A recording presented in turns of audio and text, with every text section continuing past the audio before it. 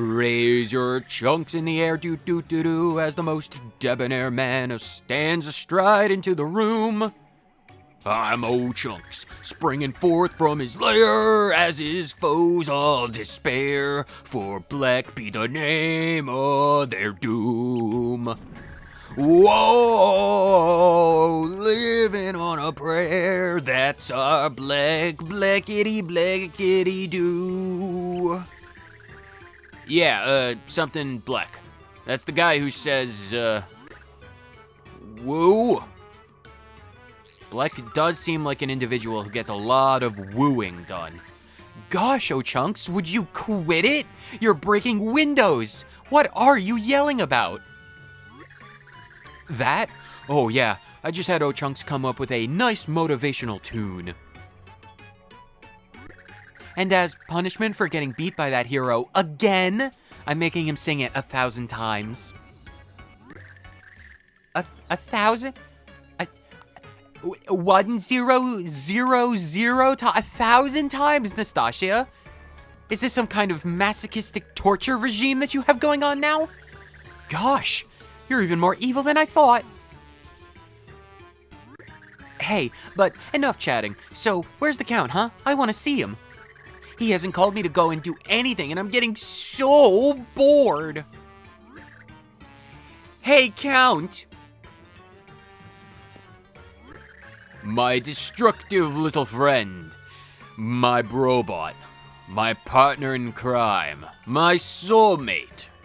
He's all gassed up and is itching, ready to go, to get back into the action. Yes, Brobot is begging to let him out, let me take him out. His intention gets muddied the more I stray from him. We have a magnetic bond, as the case may be. Say the word and I'll roll out.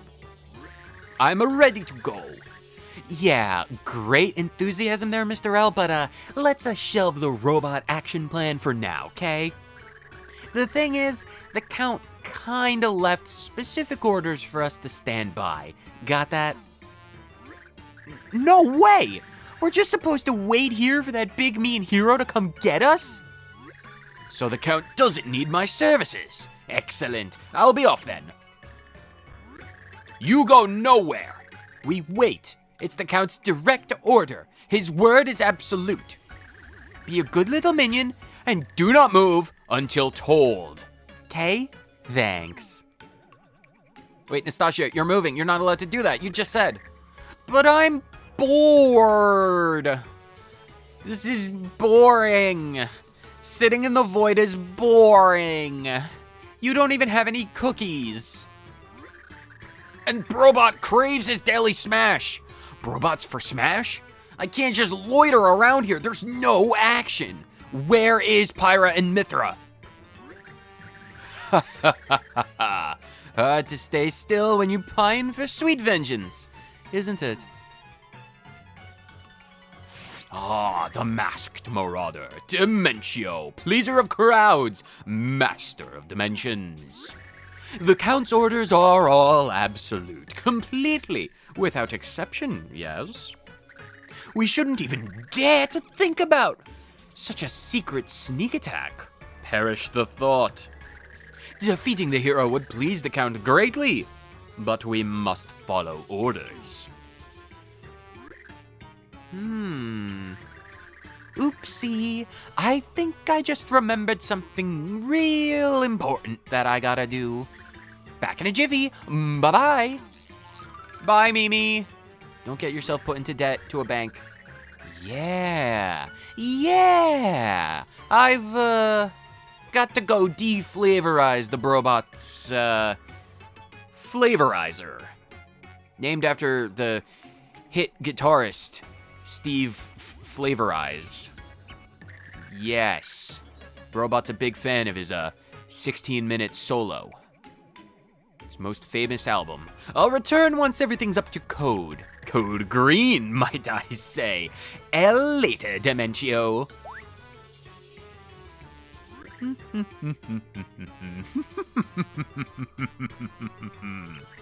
My, isn't that something?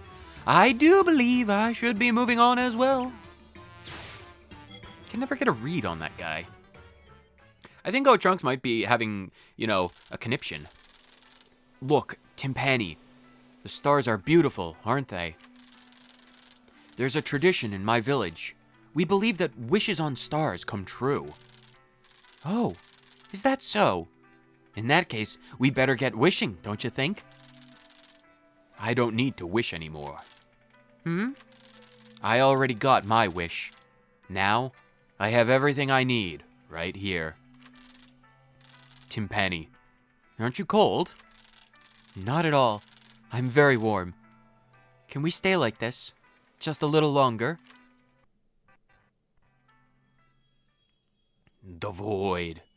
It hungers for sweeter meats. Tippy? Tippy? You all good? You spaced out for a minute there. What's the matter, Tippy? You seem a little out of it there. Well, didn't you all just hear something?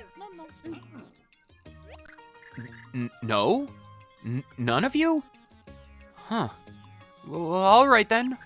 It's just that, for a second, I could have sworn. I felt like I thought I remembered something very important. Oh no, not more earthquakes. I think the brain is trying to get out. The void. It looks as though it's gotten bigger. We need to open the door to the next world, quickly. Let's hurry. Oh god, it's still beeping. Ah, yeah, beep, beep, beep, beep, beep, beep. Can the elevator? Oh, the elevator stops it. I need to go to the inn and take a nap. Because there's nothing that says, I am concerned about the very fabric of reality degenerating at an alarming pace than, you know, taking a nap. I need to go to the inn. Oh, you're back. Yeah, we are. Hi. Were you waiting for me? Have you seen the sky lately? The void continues to grow larger and larger. I imagine that some worlds have already started to decay. I wonder how long our dear Flipside will be spared. Well, given the rate of degeneration, probably shorter than we'd hope. The light prognosticus doesn't say anything about how long we have, then? The light prognosticus was only written to counteract the dark one.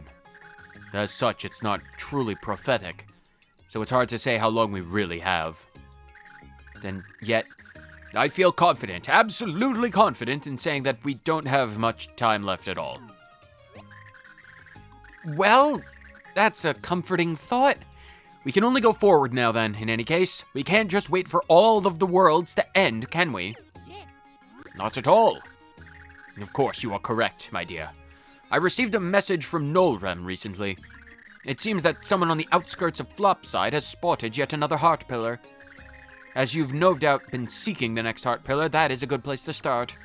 I'll go back to the light prognosticus to look for any more clues that I might have overlooked. The last time we found a clue, it was buried within the depths of a French onion soup recipe, squeezed between the pages. It was almost certainly an addendum from the ancient ones. Well, you know what they say. You can't work on an empty stomach, so I'm going to take a nap, because I have $700. And that's a lot of dollars. But, well, actually, we need to do the heart pillar first. I was about to say there was a distraction to be had, but we could get ourselves distracted afterwards. On your way then? Yes. Is there an easy way back to Flipside, or do I have to go all the way around?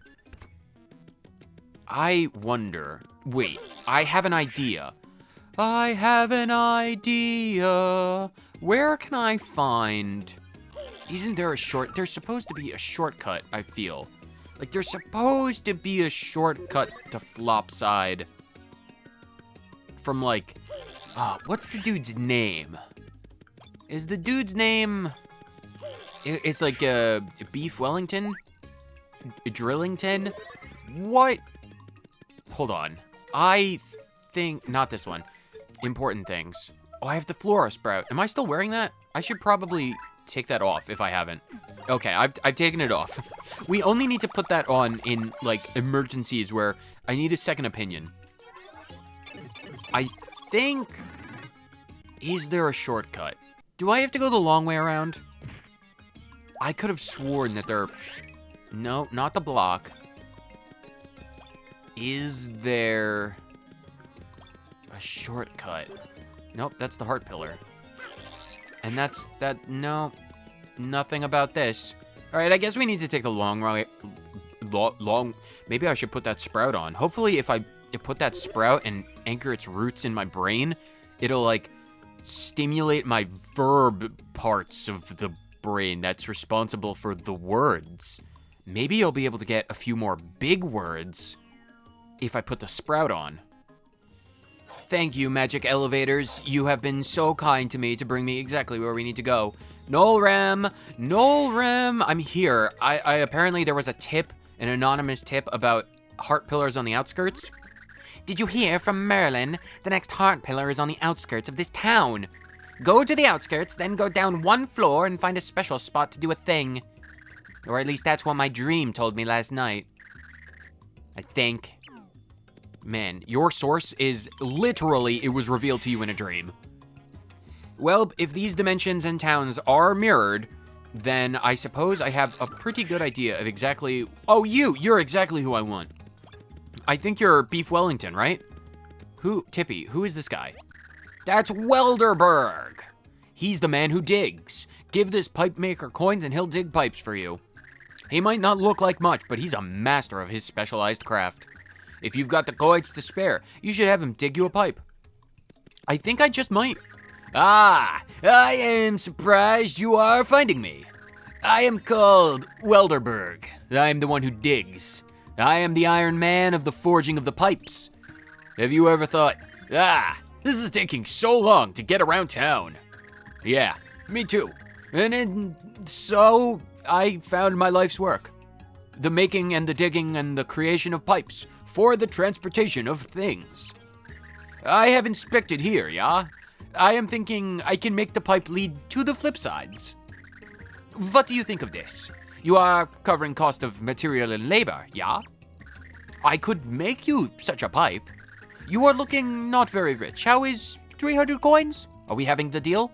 I nearly have triple that amount of money in the bank. Yes, absolutely. Oh, my precious money. This is the good thing, yeah? I'm getting started right away. You are staying out of the way. Take 10 steps to the left. Oh, he's even got his traffic cones. Wow, he can dig tunnels through solid blocks of rock and granite and marble even, with his beard. What would happen if you took a shower? Like, that thing is, like, really matted. Like, if you tried to shave, would you need, like, some kind of, like, diamond-tipped drill to get that thing off? Doesn't matter. Don't ask about the beard. Professional secrets. This pipe is open 24 hours a day, 364 days a year, not including Christmas, and you are using it whenever you want, not including Christmas. It's closed for holidays. It has a family, yeah? Wise people are always being more efficient. I am not wise. You made the wise decision, even if you are not necessarily wise. I am going now. Bye-bye. Look at that man go. Well, now that we have a shortcut to Flipside, everything becomes infinitely easier and we don't have to rely on magic elevators to go diagonally through time. Let's go into the outskirts. Jump, Mario. Keep going. Oh, it's a big hammer block. Oh, you know that the instant we find one of those things, that we're going to have to use it. What's over here? Is this where we need to go? Oh, look at all these pillars. Tippy. I feel like I'm missing something. That's a heart floating in midair. It looks like a pure heart, but what is it? I don't know. It seems like it's just existing. I don't know, Tippy. It makes the universe kind of just lag a little bit. I don't understand why. It's very concerning. I'm just gonna bite the bullet, literally. Well, I mean, not literally, but like metaphorically literally, and just do this. I have to use my hammer. All right, is there anything else over here that I need to take advantage of? Oh God, everything in this area, like, I think Flopside is degenerating a bit quicker than Flipside. Everything is like slowing down and it's concerning. Man, the infrastructure of this place is atrocious. I wonder, is there secret areas? Because I recall that there's secret areas to fall down. What is this? Oh, is that a steak? Oh, nice. It's a power steak. 15 HP. Oh, nice. Got a nice sirloin from that squig. To the hero. Have you forgotten already? Feeling stumped? Try flipping. I'm not that stupid. Like, I'm a lot of things, but I'm not that stupid. What's in the pipe? Okay, there's no secret area. I would have thought that maybe, just maybe, if things were flipped, there might be a secret. Secretly secreting secrets everywhere with their secret auras. Why did I do that? I did that on instinct. What did that accomplish? I wonder if those blocks are linked in some way. Maybe. Maybe. Just... Oh, another heart pillar. How do I... Oh, there's an area up around. How do I get over the wall? Maybe if I use the power of Dash L. Dash L, if I use you to get a lot of speed, can I jump over walls? No, I can't. What's down here? We need to go further and further into the depths. Something tells me that that is not the heart pillar. Oh. Oh, this place. This place. I remember. Yes. And by oh, it goes up. What the heck? I wasn't expecting this to go up. Tippy, you need to do your thing. Tippy, why are you... Okay. I think Tippy is going on strike. Nope, there she is. Oh, that one goes on a side... Oh. Wait, what? Mario is getting himself so lost. Mario, I need you to not go into the very depths of the earth. Although, if you're going for loot, you're actually welcome to go into the depths of the earth. What is this? A berry card! Oh, wow, a berry card. I wasn't expecting to find pixel cards. Where is Barry? Barry! This impenetrable pixel repels enemy attacks. He waited in a bush for a hero to arrive. Well, actually, he was kind of, you know, waiting in waiting in the bush to preserve his own integrity, vitality, life, and sanctity of his personage. Because if he left the bush, then he would have been under the, tender mercies of Francis. And that's not something I would wish upon even the most disgusting of cretins. Why are we going over here? I don't have a reason why. Well, I actually do, and it's to set up a future event. Tippy, are you not willing to... I'm trying to summon Tippy forth. Are you not ready? Tippy, do you want to do it for Peach? Oh, no, there we go.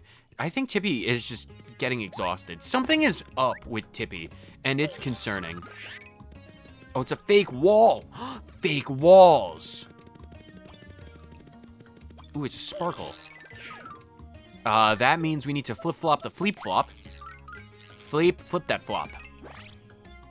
Ooh, no, it's a block. Blue block. That's an interesting sound. Very interesting. No, you don't need to flip that flop no more, Fleep. The Flopside Pit of 100 Trials. Extreme danger. Stay out. Flopside City Hall. There's a city hall? Flopside has a city hall? I should probably take it up with them. Anyway, we need to get back to the outskirts. We fell down into the crust and the depths of the dank Underdark. We need to leave. By my 3-dimensional powers, I can manifest myself in alternate dimensions, while my timer ultimately ticks down. Oh, great, another block. Oh, I need to get small. Dottie! Dottie! I need you to make me tiny. Thank you, Dottie. Hopefully... Oh, okay, good. Can I walk under those? No, I can't. What if I try and put the pure heart in the pillar when I am very small? Quick flip. Don't touch me. Unless you're going to give me more steak. Because if you're going to give me more steak, squig steak, squog steak, then I'll gladly accept it. Oh no, I can't be, well, I need cudge. Ugh, cudge. Those are not words I ever wanted to say. Wow, that happened quickly. Oh wow, you can see the level. It's like a terrarium in Terraria. A Terraria terrarium. Can you? Oh wow, the button is like recessed into the ground. Never noticed that. Oh, that's a neat little detail. But again, we need to run a social experiment, which means Dottie needs to make us tiny. Dottie, you're the best. Oh, nope. Apparently we can't do it. That's fine. Put the blue pure heart straight inside the blue pillar. Thank you, Mario, for returning my heart. You truly are the hero of worlds. What color door are we going to get access to today? A slightly deeper blue? Perhaps? Ooh, a slightly deeper blue. It's beautiful. It chokes me up a little bit. At the Duel of the 100, the hero will meet with dark powers of purest chaos. If you fall to the 100, the chaos world grows, and the purity heart fades. And as that happens, the hero will fall to the world where all games are ended. That's in the section of the light prognosticus that I just deciphered. I was briefly possessed by the spirit of the prognosticus. It seems to suggest that if you fall and fail to pass these aforementioned duels, all worlds will be ruined. And apparently, your lives will be lost along with the purity heart. I know that what I have just shared with you might only serve to discourage you. Still, however, I must send you forth. It saddens my heart greatly that I can do nothing else. Wow, that guy's brief. Talk about a Debbie Downer. Nolrem, are you seriously just gonna leave it off like that? And it's like, yeah, if you fail, we're all gonna die, and you're gonna die, and the purity heart's gonna die. So, don't do that.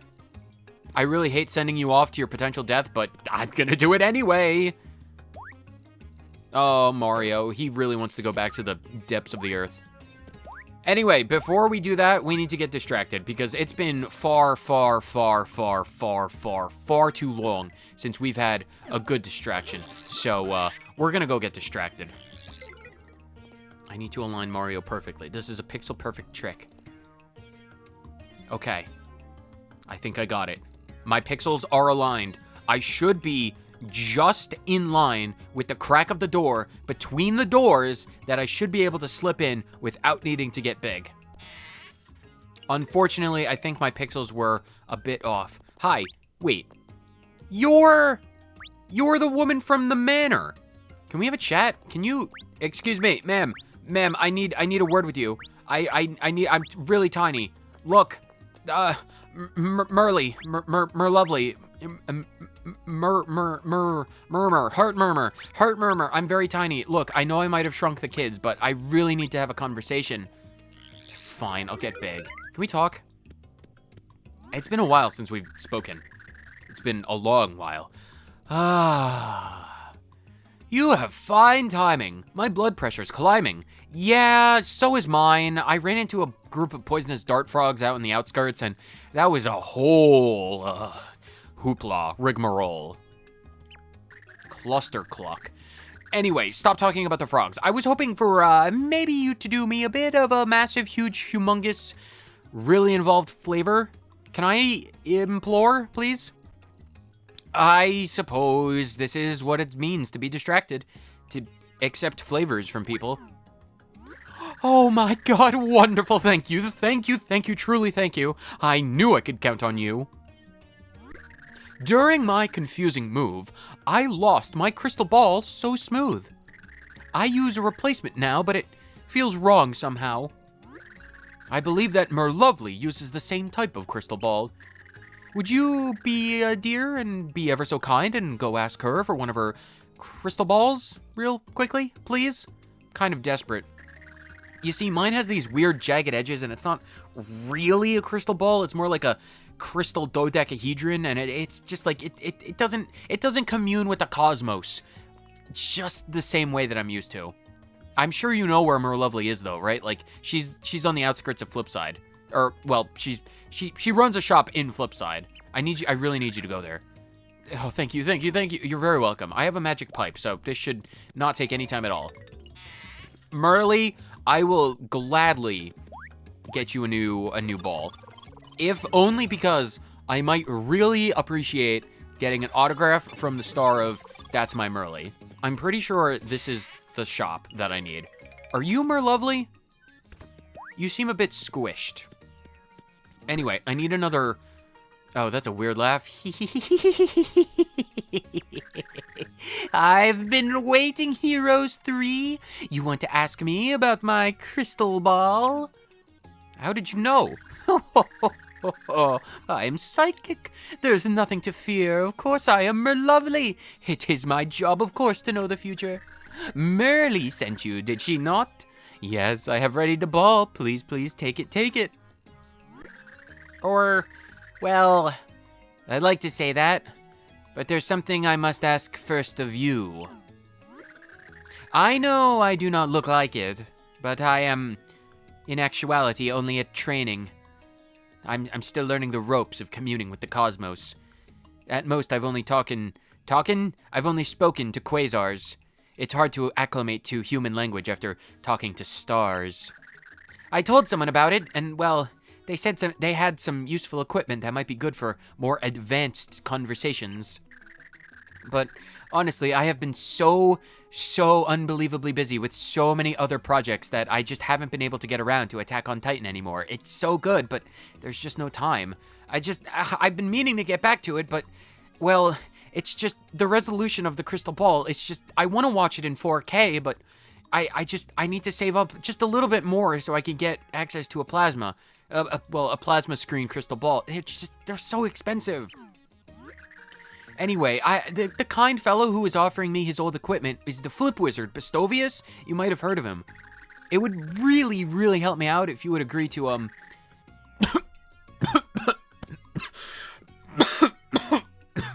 Oh, good lord. Stardust stuck in my throat. Could you go and pick that ball up, please? If you do that, I'll give you this crystal ball. Bestovius's house is beyond the Flipside Tower's red door on Lineland Road. Thank you for your assistance so much, kind sir. You're making me go all across the world, aren't you? Oh, I'm gonna go on a grand adventure. The last time I went on a grand adventure, oh my god, you have no idea. In another universe, the last time I went on a grand adventure, I had to go to like 4 separate towns, pick up all of the bunny tails. I had to go to the corners of the damn world to pick up some Severn eyeballs. And then I had to track down my people who needed to get a boat repaired because that was violently expensive. I needed to rent out my own boat.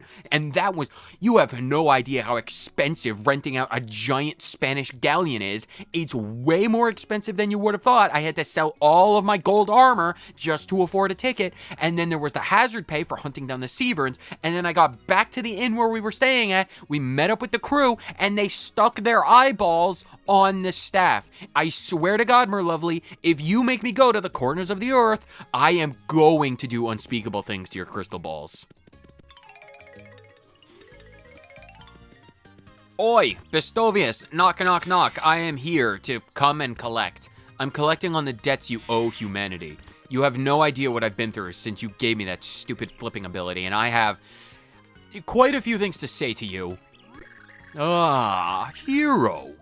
What need have you of the blindingly brilliant Bestovius? Ah, so you have come for the training machine in place of Merlovely? Yes, of course, I know such a machine. Normally, I would never allow you to bask in the splendor of my knowledge. But you are a hero, and heroes are awarded special privileges. Well then, hero, I have a flavor to ask of you. Strawberry or kiwi? I prefer banana myself. I have lent a certain something to the mayor of Yoldtown. Watch it. Retrieve it for me. I have asked for it back many times. But old Watchet must treasure it dearly, for he has never returned it. Either that or he's lost it, and was hoping for one of us to die before the other asked for it. Unfortunately for him, I've been alive for centuries, and I will not kick the bucket just yet. Retrieve that item for me, Bestovius, and I shall grant you your training machine. Simply ask him for the you-know-what. He will understand. Now, be gone. Be gone. Did you just dismiss me? Unluckily for you, I've got new weapons at this point, so I can beat the crap out of you. Hammer! Hammer! Hammer! Hammer! Hammer! Pistovius! Watch it. I need you to watch it. I need the you-know-what. Watch it. Watch out for the you-know-what. I'm here to collect. Well, it's you. Watch it. I was just looking for you. I need you to do something for me. I got a flavor. Strawberry or peaches? I'm partial to cucumber to myself. Anyway, I need you to watch it. Don't give me that look. I'll make you watch your back.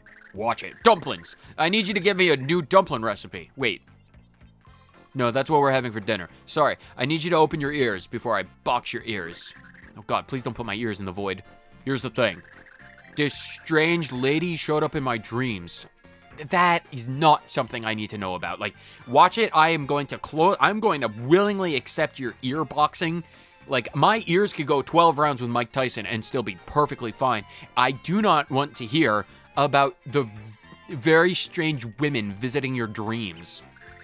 Or I don't need to know what she was yammering on about either. I don't care what you want to listen to. You're going to do it anyway because you're here for a flavor. Cucumbers. I don't know what she was yammering on about, but she needed help with something. So watch it. Yep, this is what she looked like. How did you make that noise with your mouth? It's like shing, sparkle, sparkle, but like actually like not. It was like the shing was like a sword coming out of a sheath, and then the sparkle, sparkle was like wind chimes. And I don't know how he made that. Maybe his cane is like a sword and he has wind chimes in his beard. I don't know what her deal is, but she needs to get out of my dreams and watch her back before I come and hunt her down. So get off my rug and help her out. Maybe that she'll quit flapping her lip. If you put a sock in her trap, I'll give you whatever you want. So watch it. I just want to get the you-know-what. Oh, I almost forgot. What? Why are you getting closer to me? I gotta give you this. A piece of paper? This old man is senile and has just given me a blank piece of paper. It's not even like the 8.5 by 11.5 square A1 printer paper. This is a square of paper. Like, do you expect me to fold this into a paper crane? She's been in my dreams so long. I guess I've become a fan of sorts. Oh, have you been dreaming about Hatsune Miku? Go get her to sign this. I need her autograph. And then you can watch it. I don't want to watch the autograph. Oh God, Old Man Watch It is a fan of Hatsune Miku. I need to go converse with the spirits. Wait, Dashell is taller. Wait, if I put myself up against a door and then turn around, oh, Dashell will clip through the world's geometry just so they don't have to be in front of me. You guys are so desperate to avoid my eyes that it's so, am I really that bad? What if I hide my eyes? Will you go in front of me now? You guys are so rude to me. You guys, I just want to look at someone in the eyes. The only one I can ever look in the eyes is Bowser, and he doesn't, he's like, I'm too tall, or too small. I just look up at his nose. Fine, let's go find Hatsune Miku. Excuse me, I've got a pizza for Hatsune Miku. I need you to sign on the dotted line. Oh, I was about to say she wasn't here. Ah, hero. So you have come to see me once more. Hatsune Miku? You're real? Shing, sparkle, sparkle. I am Hatsune Miku, and I am real. It is a pleasure to meet you once more, heroes. Let me descend from the heavens. I assume this is about the pizza I ordered? I know your website said you'd get it here in 20 minutes or less, but it's been a few centuries. I really, really hope it's free, because I died of starvation 600 years ago. But I'd still really like the pizza. Even if I can't eat it, I can smell it. And to a ghost, that's just as good. Why am I still here? In the place that I died? You might be asking? Well, it's not because my soul is trapped in these walls. It's not because my body was consumed by these giant marble pillars, and I'm tethered to this chamber. That's not it at all. It's actually because I slept here for 1,500 years. Yes, I was waiting to give you the pure heart, as was my royal, divine, cosmic decree. Hatsune Miku, you must give the hero clad in blue the pure heart. And thus it was, my duty. Now lies completed, so I decided I could enjoy a quick nap and then maybe get a pizza. But, well, I couldn't sleep. Perhaps it was because I had just slept for so long. But even after I sat in bed and read for a bit, I still wasn't sleepy, so then I tried to count sheep. But that didn't work, because apparently you can count for a very, very, very, very long time to very, very, very, very high numbers. 14 quadrillion. Still not enough. I'm pretty sure I counted every molecule inside of this building. It's been held in stasis for a very long time. I was even so bored and so tired that I moved all of the oxygen molecules in the air to one corner of the room just to skew,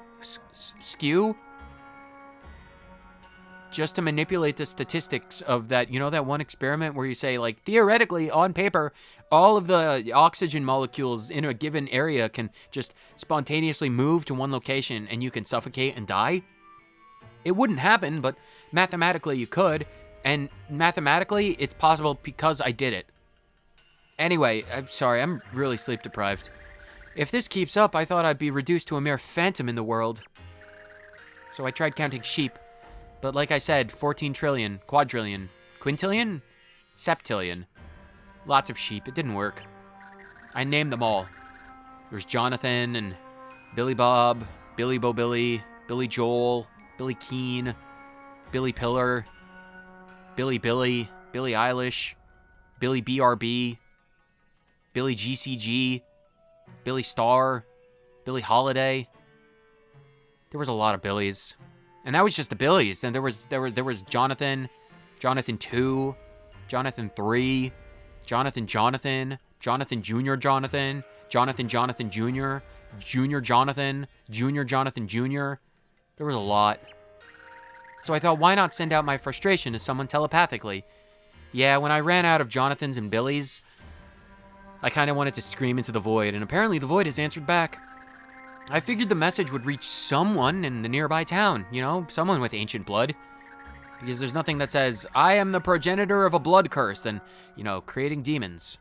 I used to do it all the time when I was single and wanted to meet people, because there's nothing that says hot singles in your area than appearing in people's dreams. I was called the succubus of the Miku Club. Anyway, I was pretty wild back then. I threw caution to the wind, and my heart to the wind, and the wind to the wind. Anyway, do you have the pizza? I could really go for that pizza. One day, my mind message reached out to 3 different men at once, and, well, that was an adventure. Yeah, they were vigorous, shall we say. From that day on, my heart was a tossing ship of flurries of vigorous love. Anyway, as I was saying, I couldn't get to sleep at all. Just reminding myself of those 3 strapping young lads with their thick, corded muscles, their wrought iron abs. I could swear you could grind meat off of those things. Oh, and their thighs. Their shoulders, though? Oh, don't get me started on their shoulders. Hey, are you sleeping? No, of course not. I'm just admiring the pizza and the sound of your voice. You're very good for falling asleep to. People are suffering from a severe lack of sleep here. God, do not talk to me about that. Doesn't that tug at your heart? I mean, I think my heart died in my chest when my body did. So I don't know about your heart, but my heart is, well, I don't know where it went. I think it might be between the left and the right block of the 3rd pillar once removed from the building. I'm pretty sure my heart is outside of the building, and because it's outside, I can't actually, you know, move on. People in this millennium have no sense of compassion. You guys are so rude. Just please, give me the pizza. I know I haven't paid for it, but I really can't pay for it because I'm dead. You know, I died. Starvation and all that. Anyway, back to what I was saying. I was trying to vent some of my frustration with the telepathic pranks. Like I was talking about, they had really broad shoulders, and it's like, as Hatsune Miku once said, as I once said, if a man or a trio of men come to you, and each one of them have very broad shoulders, and you're staring up at them as they're 1.5 feet taller than you, then you've really hit the jackpot. But the person on the receiving end of well, this is a completely separate incident, but the person on the receiving end of the new telepathy, this is, like I said, a new incident. It was like 1,500 years later down the line. This was when I was much older, much wiser, well, also much deader, but telepathy doesn't really work when you're dead, but it worked out a bit better. I was able to talk to some. Anyway, it just made me more sad that I wasn't able to talk to 3 strapping young, muscular men. But at least it helped me. Honestly, to be completely honest, it helped me realize something else.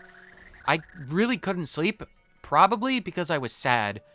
Like, I once tried to down an entire bottle of NyQuil and Dayquil and just get Quill, but apparently I started envisioning a bunch of porcupines, and like the entire room became a porcupine, and I was just staring at the porcupines, and it's like, you guys are porcupines. You guys are porcupines. You guys were porcupines. I'm Hatsune Miku, and you guys are porcupines. So then I started to name the porcupines, and then I was like Pine Tree 1, Pine Tree 2, Pine Tree, Pine Tree Pine, Pineward, Pining. I was pining for a pizza at that point, and it's like, at that point I was kind of having an existential crisis because I really needed to get the porcupines. I needed to get the porcupines pizza, but the local Pizza Hut that I called, telepathy-wise, apparently something got lost in translation. Because when the delivery guy came to the place, he came with a porcupine pizza, and then the porcupines kind of rioted, and then they shed all of their needles all at once, and then I don't know what they did. I don't know what happened to the needles, but they kind of melted through the floor. Like the cracks in the needles, the porcupine needles turned into like some kind of congealing liquid, seeped into the floorboards. And then I just was surrounded by a bunch of naked porcupines, and they were all screaming. They were screaming at the porcupine pizza. And I'm like, why are you screaming? Why are you screaming? Please stop screaming. I'm dead. I don't want to listen to this for an eternity. And then that was the next century of my life, screaming naked porcupines. But then I realized that it was really just, the Dayquil, and it's actually only been 6 seconds. Because, like, as a ghost, those kind of drugs affect you much quicker. And then I had a separate realization in those, like, that brief window of time, the briefest of moments between moments after that 6 seconds elapsed, it just transported me back to my childhood.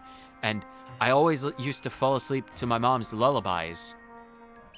But my mom, she is not here anymore, and then that just made me sad. And then I took more Dayquil because, like, okay, if I can't do this, then I have to do that, and if this leads me to that, then down the road of thought we went, and then we went down so many rabbit holes. I was trying to find the congealing liquid because when I woke up from that 6-second nap, that congealing liquid was still on my hands, which was really, really weird because I'm an incorporeal ghost. But then the porcupine liquid stuff, it was still there, Mario. It was still on my hand, so I tried to dig through the tunnels, the rabbit holes, into the ground, just trying to find it. I never found it. I don't know where it went. My mom, though, she would hold my hand and sing sweet songs and rub chili peppers onto my kneecaps, and, well, it was a beautiful thing, because we didn't have hot and cold packs back then. We only had Dayquil and NyQuil. She kept weird drugs in the medicine cabinet in the bathroom, but, it was really weird because she would make a bowl of chili and she would be like, Mario, or lovely me, Hatsune Miku? The names, I'm dead. It's sense of self escape me. But she was just like, I need some chili peppers for the chili. And then I'd have to go into the bathroom medicine cabinet. And then there was the one time where I got the Pepto-Bismol instead of the chili. And then she put it into the chili because she trusted me with the cooking, and so she didn't really look at what I was giving her. And then that turned the chili into Pepto-Bismol chili, and, well, We went on another trip at that point. I think, I don't know, we went to outer space. Like, physically, literally, that's still up in the air. I can't really tell. But we went to Saturn, Uranus, Neptune. It might have been Pluto. It was small. It was really, really, really small. And it might have been Venus. Because Venus was close to the sun. And when it was really hot. It was probably... Anyway, that's not central to the story. Anyway, we went to Venus. We picked up a bunch of space rocks because apparently Mom got it into her head that if we could sell some Venusian rocks to, like, NASA or scientists or philosophers, they'd be like, wow, you got rocks from Venus? And it was like, yeah, they're Venetian rocks, but they also just look like you got them from Colorado. And it's just like, you go to Colorado, because I was on tour. I'm Hatsune Miku. I went to Colorado on a tour one of these days, and I picked up a bunch of rocks, and they're like, these are exactly the same types of rocks that we found on Venus. And then we sold them to NASA for, like, enough money to pay for the round trip back to the house. And then when we got back to the house, I kind of just fell asleep, because that's just what my mom did. She took me to space, put me to sleep. It's a surefire method. Once I moved out, though, yeah, because, like, at that point, she was really, she was just like, Hatsune Miku, you're making billions of dollars on your tours. I feel like you can make it on your own. And then I did, because, you know, I went on tour. I went back to Colorado, like, 4 separate times. And then I went to, you know, Colorado Springs, and then Colorado, New Mexico. I'm pretty sure I accidentally signed a legal contract where I could only tour in Colorado or Colorado adjacent areas or places that were named Colorado. At some point, if we needed to diversify the tour locations, we needed to get a Welcome to Colorado sign. And then we put that on the wall of the truck wherever we went to, so we were technically in Colorado at all times. It was a weird quirk of the contract, but I got paid a lot of money because I don't think that they thought that we'd be able to find a loophole out of that particular breach of the contract. Anyway, I made a lot of money off of those tours, and well, it made me really popular because apparently a lot of people really like are like deprived of entertainment in Colorado, because like I went there and they were like really bored. Like, they saw the blue hair, because Hatsune Miku again, and they were like so shocked. Like, I could swear it was like the first time that they'd ever seen someone with blue hair, because like they looked at me and they pointed at me and they stared at me, and they were like, once I started singing, they went ballistic. I swear, they went insane. Absolutely insane. They were screaming at the top of their lungs. I'm pretty sure one of them vomited. I'm just like, this is the greatest turnout to a tour we ever went.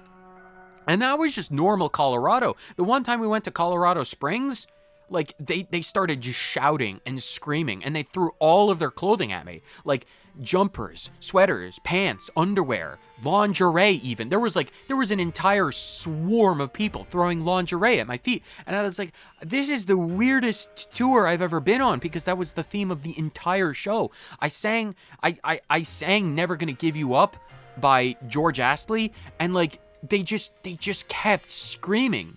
I turned around and 30 people fainted. I could count them because they were in the front row. I turned around, they like must have got a whiff of the shampoo or something, because they just fainted at the sight of like the hair flying around. I could swear every one of them was like bald, so it might have been the fact that I had hair at all. Actually, now that I think about it, anytime I went to a place in Colorado, or any place that was like Colorado, everyone was bald. It might have been the fact that I had hair and they didn't, that they were so surprised. Honestly, now that I think about this, I gotta wonder if they thought that the hair was like some kind of creature that was launched onto my skull. Cause like, they tried to come at me. Yeah, there was that one incident where they tried to come at me with scissors. Like, at least 7 people tried to come up to me with scissors and just pointed at my hair. They didn't have a discernible language, because like they were gesticulating and pointing at me, and like pointing at my hair specifically, and they were like snip with their like they had a pair of scissors in their hands, but they still used their fingers to like do the snip like you had a pair of scissors, but they had scissors, and they were like they tried to get my hair. maybe I should have given them my hair. That would have been an idea. Anyway, another separate story, because again, going back to the Colorado thing, this is a completely different tangent from the hair thing and the song thing. I was on vacation. This was completely separate from the tour. This was years down the line, actually. I was still in Colorado because the people there, they're really nice when they're not trying to come at you with scissors. Again, it's not central to the story, or not central to the other story. This was years down the line. 4 individual men, like they were completely like not related to each other, and not in the way that might be taken out of context. Related in like, they're just random people that happen to come up to me at the same time. Anyway, they came up to me. I was at this little Ma and Pa's bistro. I was getting a bowl of French onion soup because I swear, they had a cow in the back of the shop. It was like this beautiful cow. It was named Felicia, and like Felicia had the best milk that they turned into cheese themselves right then and there. Like they would put Felicia's cheese into the French onion soup. They grew the onions themselves as well, and it was gorgeous. Like they built their bistro on top of a salt mine, so everything, like, this is true story, by the way. They built the bistro on the salt mine so that they could go into the basement and just carve out the natural salt for all of their soups and preserving and curing of the meats and what have you. So they would make everything in the bistro themselves. So they'd go into the basement, they'd get like a salt pick. It was a specialized like rock pick, like a pickaxe, like, but for salt. It was slightly less hard, so it didn't like damage the salt veins. And then they would get the salt from their basement. They would mix it in with Felicia's cheese and like make the French onion soup, because they had the onions, like I said, that they were growing themselves, and they were really good onions. No preservatives or any kind of other nonsense or stuff like that. They kept the French onion soup for themselves. And they also had like a little wheat field, like on like they had a veranda right outside, and you could watch as they grew the wheat. And like something in their fertilizer or their growing method, you would have no idea what their secret was, but they grew the wheat really quickly, and they made and baked the bread themselves. It was crazy. They made the French onion soup from scratch. Anyway, I'm going off on a tangent. I apologize for that. These 4 men, I was eating the French onion soup. It was very good French onion soup. They had wonderful sodas, like a fine selection of malt beers, craft brew. Like it was a bistro with craft beer. Anyway, sorry, I'm getting off topic again. I just remembering that bistro was really nice. I highly recommend, if you're in Colorado, to go check it out. It's the Salt Mine Bistro. It's phenomenal, like genuinely phenomenal. Hatsune Miku seal of approval. Anyway, these 4 men came up to me, and they just randomly all broke into song. It's this weird Colorado culture shock shift. It's like some kind of Coloradoan custom. Apparently, when you have 4 men who, like, again, they don't know each other. They were like completely unrelated, separate from each other. But apparently their voices harmonized so well that they spontaneously just came together and formed a barbershop quartet. And when they started swinging, singing and swinging, like, oh my God, my heart skipped a beat. It was insane. I was torn between listening to them, eating the French onion soup. It was genuinely like an experience that I can scarcely put into words. I'm genuinely speechless at the fact that these gorgeous individuals with their immaculate voices just came up to me randomly while I was eating French onion soup and just started singing. So at that point, I'm like, you guys would be great as backup singers. Because, like, again, Hatsune Miku, I was on tour. Or, well, I had at that point, again, it was several years after the original tour, but I had, at that point, another tour coming up in a few months' time. So I made a proposal. Well, I didn't propose, that came later. I made a proposal for, like, a partnership for singing. And they signed on remarkably quickly. They were very accommodating. They're wonderful individuals, gentlemen, a lot of them. They were great. And their barbershop quartet voices, it was fantastic. We harmonized so wonderfully. It was as if the heavens themselves opened up, and it was just like, ah.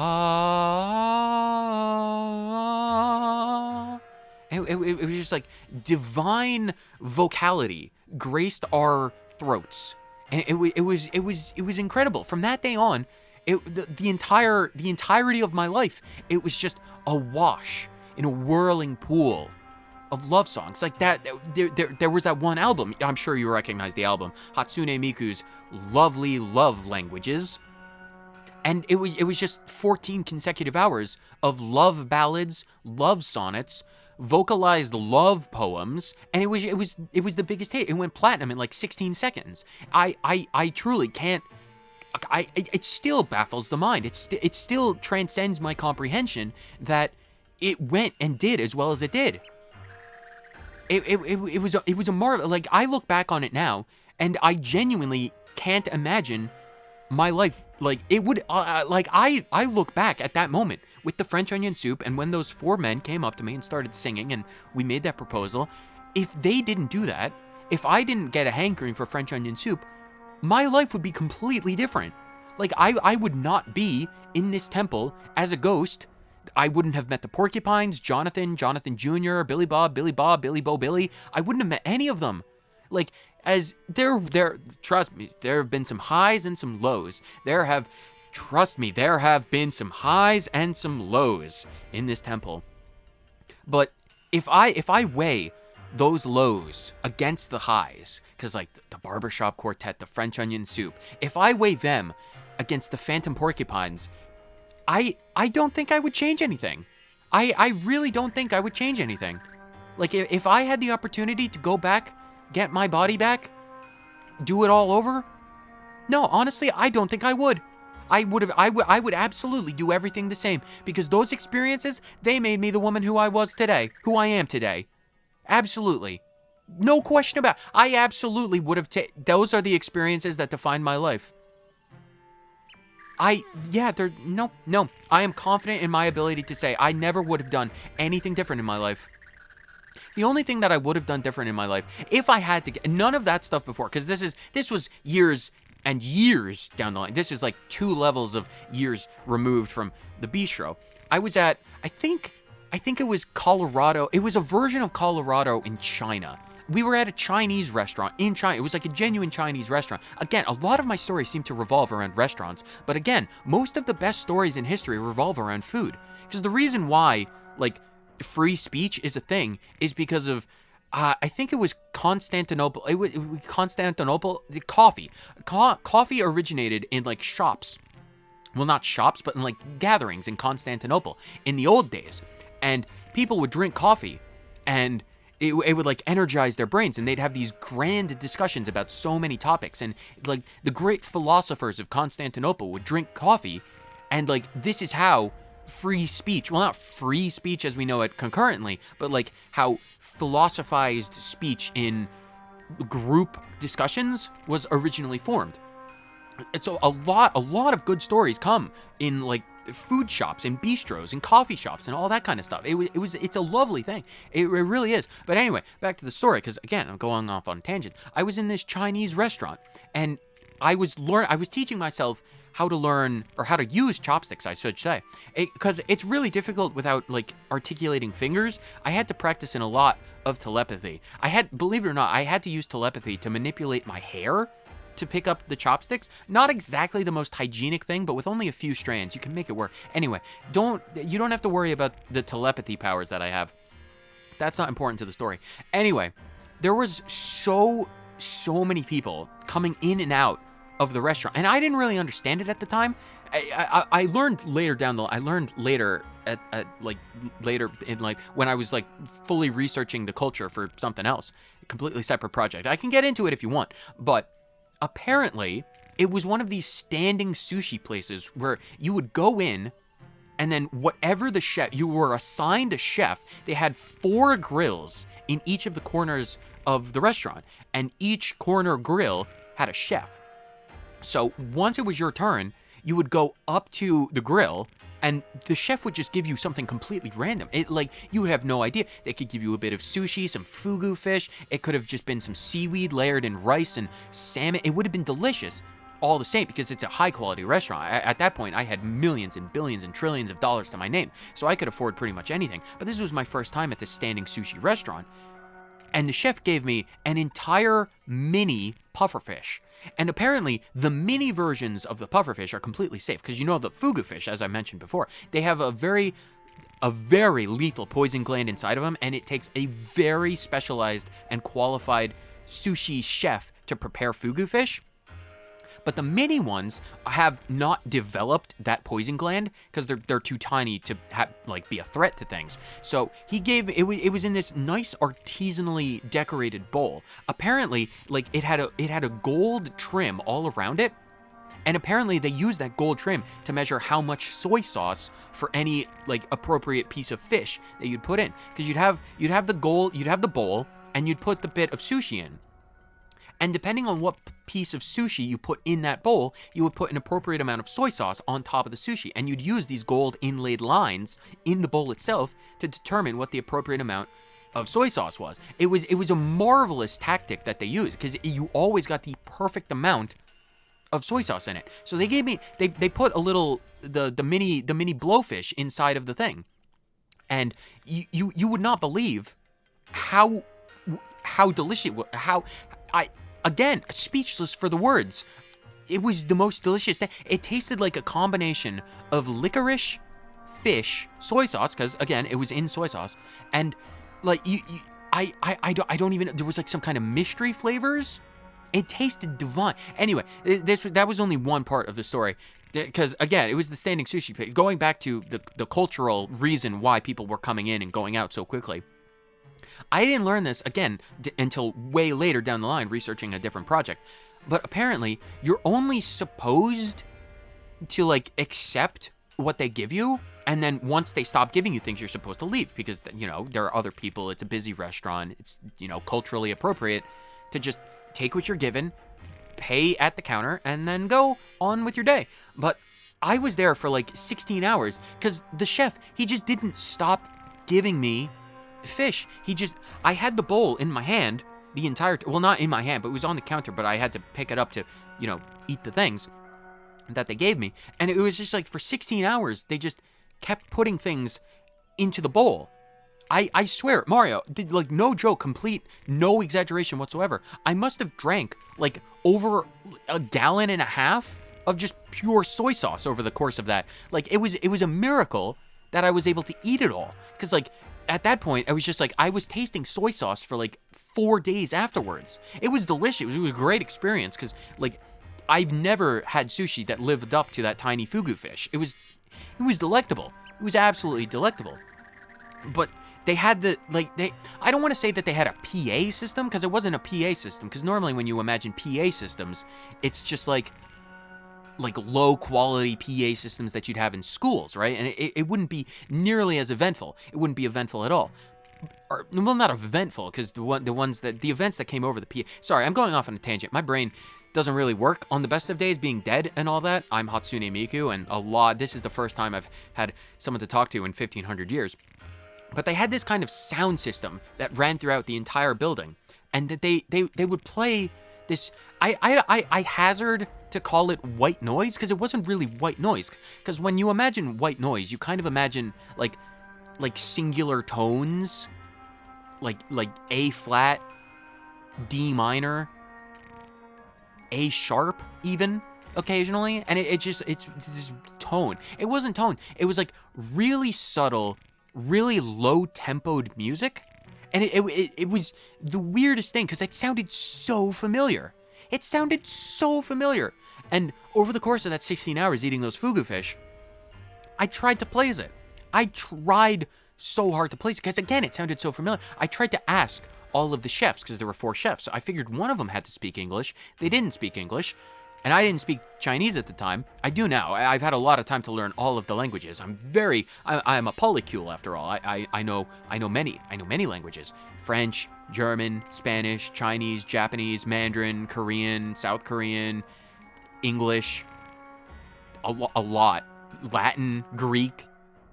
Even the one I know, believe it or not, it took me a long time, but I actually taught myself Sumerian.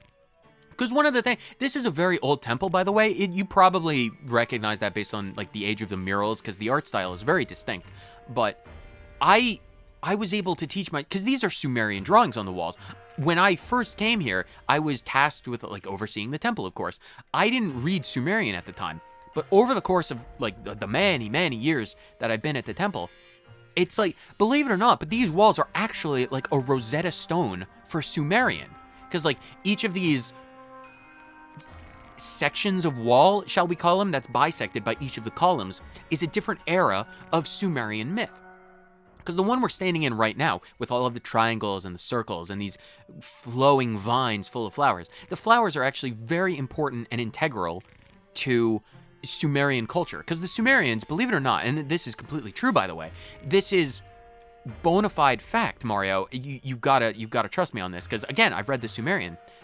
I've read the inscriptions on the walls. But the flowers, they represent flowering life. It's the reason why flowers are called flowering, because the ancient Sumerian word for flower, it doesn't have a direct translation into English, which is unfortunate, but it directly translates to flower of the valley. And then it depends on which age of Sumerian dialect you're talking about, but it's either flower of the valley or flower of life.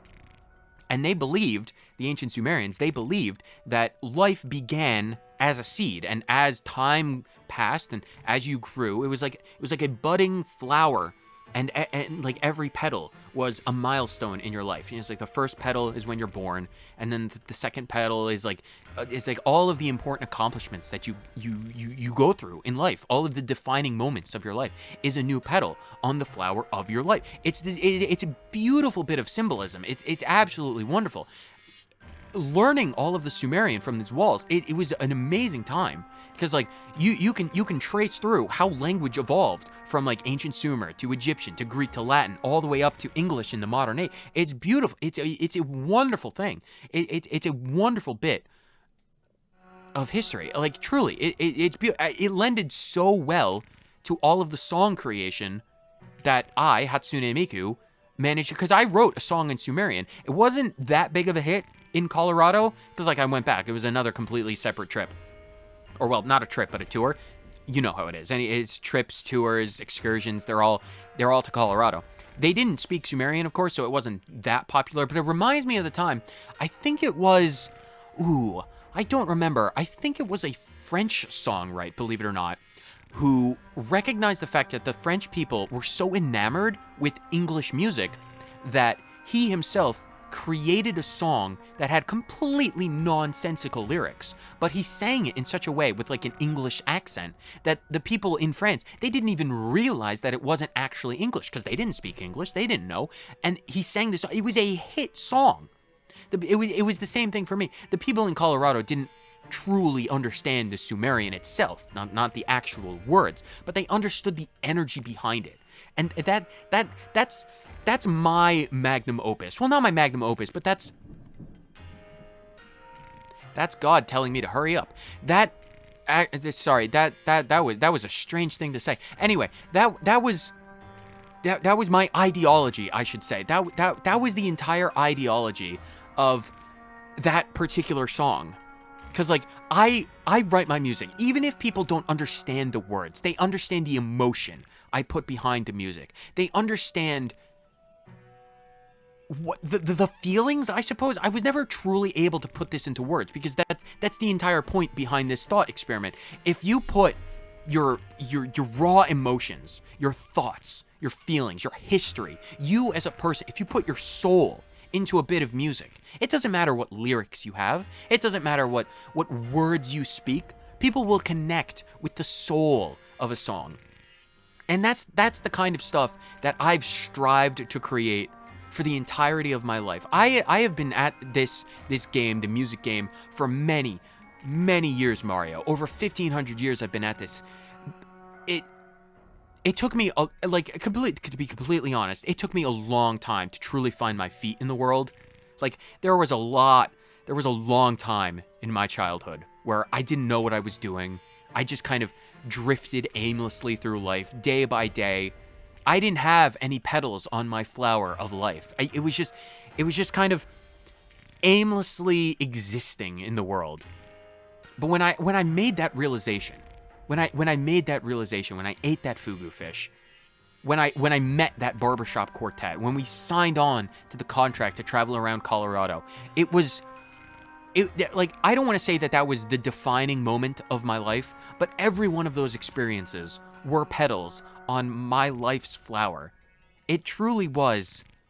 Like, I don't truly have the words to experience or to relay the emotions. I don't want anyone to listen to the words of my music. I don't want anyone to listen to the lyrics of what I'm saying. I don't want anyone to listen to the words of my life. I want people to empathize, to understand the soul of what I'm saying. I want them to understand the spirit of my words. Not the words themselves, but the emotion that hides deep within the words.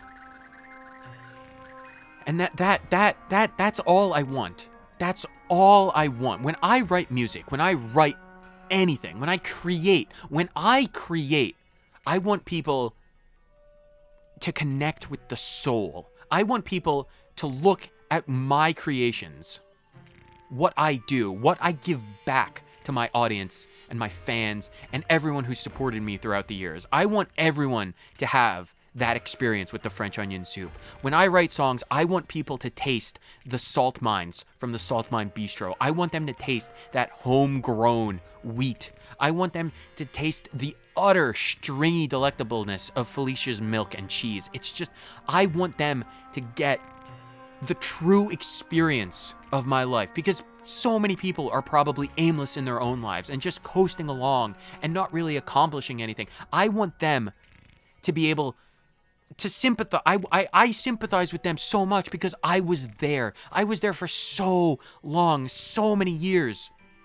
I was there. I understand them on the most fundamental level, and I want them to understand all of the, I want their flowers to bloom. I want to give them the opportunity to get their petals on their life flower.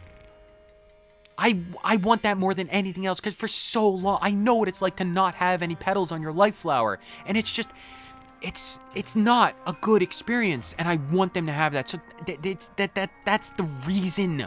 That's the reason, Mario, that I'm making these songs, that I write what I write, I make all my creations. I want to share in that soul. It's just trapped in this place for so long. There hasn't been anybody. I haven't been able to help anyone for so long. Mario, you're the first one in so long. Mario, is your life flower blooming?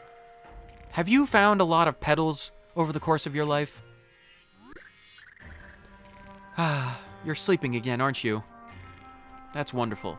It's wonderful, because I know what it's like to be an insomniac. I know what it's like to go without sleep, because I agonized for so long, so much time over the course of every last one of my tours through Colorado and Colorado Springs. All of them. I spent so many sleepless nights just agonizing over the lyrics. And again, this traces back to the ideology of just, you got to empathize with the soul. Not the words. Once I realized that, everything fell into place. I can't believe you. Honestly, Mario, you're a true hero. The universe was quite correct in naming you the hero, because for so long I've been trapped, unceasingly awake, aware of the passage of time. For 1,500 years I've been in this stupid palace, and I've tried for so long to reach out and help people make their flowers bloom. You're the first person to come in so long. I just truly, I can do nothing but thank you, Mario. You truly are a fantastic individual. All this talking is making me a little drowsy. Man, I haven't been this tired in a very, very long time. And since you've been here, I haven't felt quite so lonely. Maybe I can get back to sleep now. Maybe I can finally fall asleep. Mario, you can carry all of my lessons. I need you to do me one final favor, Mario. One final favor from me, a request, if you will. I need you to take the lessons you've learned today about the Sumerian life flowers, about the Salt Mine Bistro, about Felicia's milk, about all of the barbershop quartets, and how to make your lyrics connect with people's souls. I need you to bring that knowledge. I need you to share it with everyone. I need you to go out into the world and share these experiences with everyone. Oh, was that your plan all along, Mario? Thank you. Thank you, Mario. You truly are a hero. You are the best of us. If there's anyone who's capable of saving these worlds, it's going to be you. I'm feeling quite cozy now. I think I can finally get to sleep. Thank you, hero. Now I can get back to sleep. Wait, Merlumina, really quick. Hatsune Miku, quick, before you go. Yes, my new friend? What are you bothering me for now that I'm finally getting back to sleep? Believe it or not, I actually need an autograph. An autograph? Oh, man, an autograph. I haven't signed an autograph in 1,500 years. A lot of people really wanted the autograph of Hatsune Miku. You bring back the sweetest of memories, Mario. All right, I won't keep you any longer. Here, give me the paper. You give her the paper. Now then, you're always in my heart. Signed, the fantabulastic Hatsune Miku. And done. Let's put a little kiss on the end here. Mwah! There we go. How's that? Flawless. Thank you, Hatsune Miku. So we're all settled then. Wonderful. Wonderful. Thank you, hero. I will return to the sweet embrace of dreams now. Please, take good care of the world. It needs more people like you in it. Good night. Old man, watch it. It's good to be back. I feel like I've been gone for quite a long time, but I have Hatsune Miku's autograph. Hey, you there. That lady up and left my dreams. I can't watch it. She's not there. Can't watch what you can't watch. It was bad enough to hear her wailing on, but it's kind of worse to see her disappear. I got nothing else going on in my life. Even whooping folks with my cane has gotten old. Well, I got an autograph so you can watch this. Is this her autograph? Just look at those curly cues and swoop-de-doos. Loop-de-loops even. She even dotted her I's and crossed her T's. Beautiful. I'm more flustered than the time I dropped a hot griddle in my grunders. Dumplings. Are my dumplings burning? No, it's just normal at my age to smell smoke. Oh, I owe you for helping her and helping me. You can take anything I own. Give me your cane and your pants. You want the you-know-what? Whoever told you about that better watch it. But I can have it, right? The heavens are crying, so we need to get this done quickly before the void consumes. I see. So old Bestovius asked you to go get it for him. Doesn't make a whisker of sense to me. Why'd he ask you for someone like you? Why? Sorry, is that the dumplings I smell? Or is that toast? Why'd he ask you to go get it? Fine, like I care. Take it, but you better watch it. I got a disc. Oh my god, Darude Sandstorm? That's my cousin. Darude, last name Sandstorm. He's really good at the songs. He got a lot of his inspiration from this one dancer, singer, sing-song writer. She was apparently called Hatsune Miku. She was really popular back in Colorado. He must have lots of fancy-dancy, hibbly-jibbly wizard hobbies. Not that that means anything more to me than Merlumina, or Hatsune Miku, to be honest. Crazy saying that out loud. Say hello to the old man for me. Whump him with a cane or a newspaper. Literally anything. A hammer would be good. I'll do just that. Bestovius, your cousin gave me full permission to beat you to death with a hammer. That's disconcerting. Did you at least get the you-know-what from Watch It? Yeah, I got the thing. Look at it. You have it! This pleases Bestovius greatly. This is quite a collector's item. I was worried that Watch It had lost it. Where is the jewel case? There's supposed to be a jewel case with a matching booklet inside. Yeah, it doesn't matter. I have the you-know-what. Honestly, I'm really relieved that this thing still works. What is this? You still need something from the Grand Bestovius? Yeah, the learner's permit. I kind of need the thing for the heart murmur? The training machine, yes. Of course I remember. Ye of little faith. Take it, hero. It would only disturb my sublime energies. Your energies are not sublime. Oh my god. You gave me a DS. And it's the silver one as well. I, Bestovius, once used it myself, you see. But I upgraded to the newer, sleeker model. DSi, so I no longer require its services. It's still got 60% of a battery. I haven't charged that thing in 40 years. It still works. You'd better give it to that Merlovely, that lovely Merlovely, and send along greetings from Bestovius.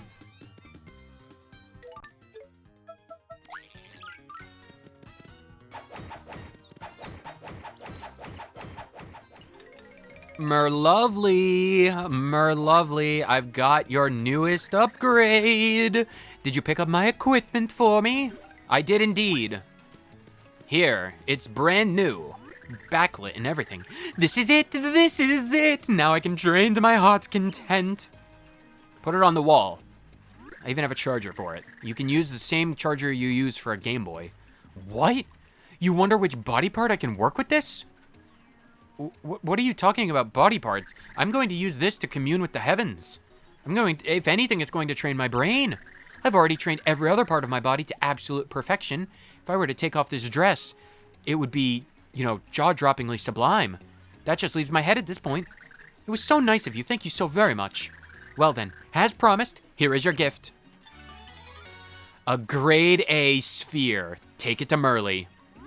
Please take this to Merly immediately. There will be no charge, but please tell her this. Now we're even. God, do I even want to know what happened? Oh, no, you don't. It was just a little tussle we got into back in Colorado. That place seems to be coming up a lot as of late. A lot of things. Colorado must be a really wild place. Anyway, Merly, I finally got the ball. Is this the flavor that you're after? Please tell me I'm done. Can I get paid for this? I paid a lot of money to get the pipe network worked out. Did you get a ball for me? Do I thank you? Golly gee. You do indeed. I've got this 4K crystal ball. That's it. That's the one. Oh, well done. Thank you. Thanks a ton. Well then, let's see now. I must thank you somehow. I guess that there's only one thing I can do for you, hon. One charm for you, woohoo. If you want to charm on someone, cross the counter and talk to me. What's this I see on you? You look angry. Or blue? No, that's my overall. My face is up here, please. Avert your eyes. That's private. Those are my buttons. Leave my buttons alone. Stop trying to grab my buttons. Merly, please, Merly. For the love of God, they're my buttons. Leave my buttons alone. What is wrong? Merly. Thank you. Is a charm not enough? I thought that's what the kids love these days. Getting charmed by beautiful women like me? Ungrateful. Fine.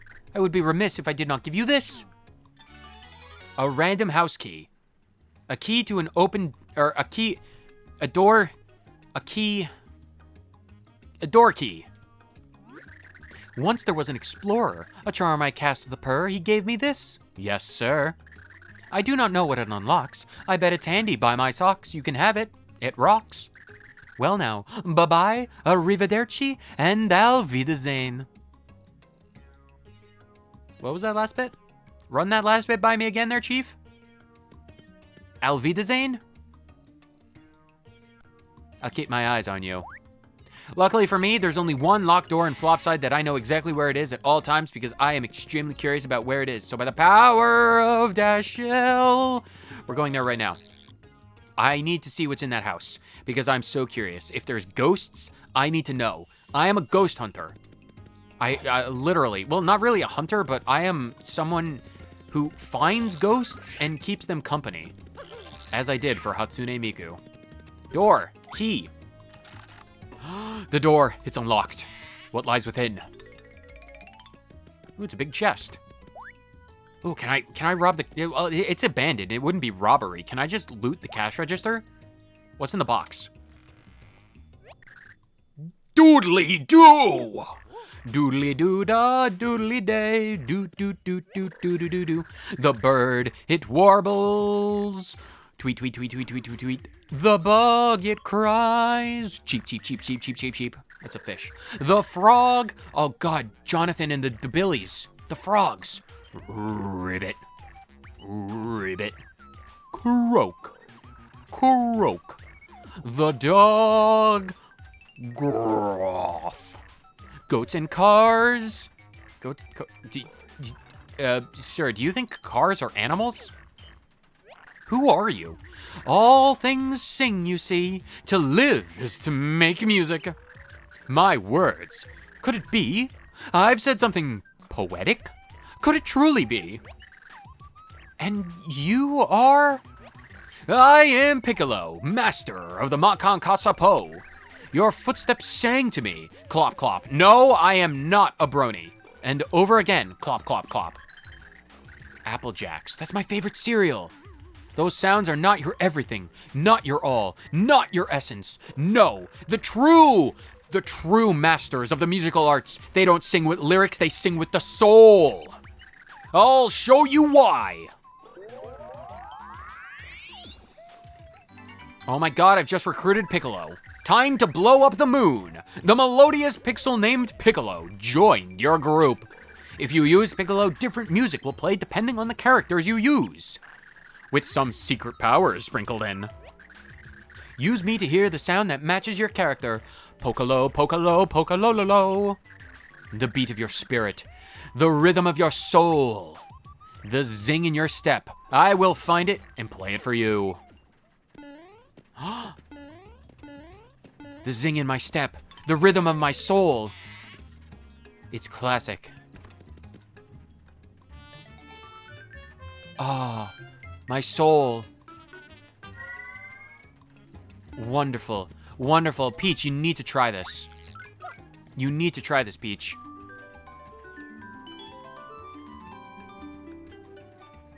Oh, it's beautiful. Bowser, even you've got to get in on the Piccolo action. Get the music's blessing, Bowser.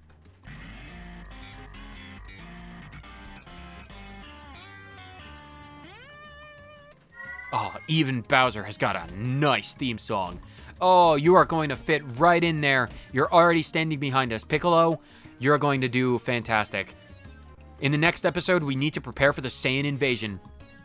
But that will be for the next episode. Because in the next episode, I don't know what we're doing.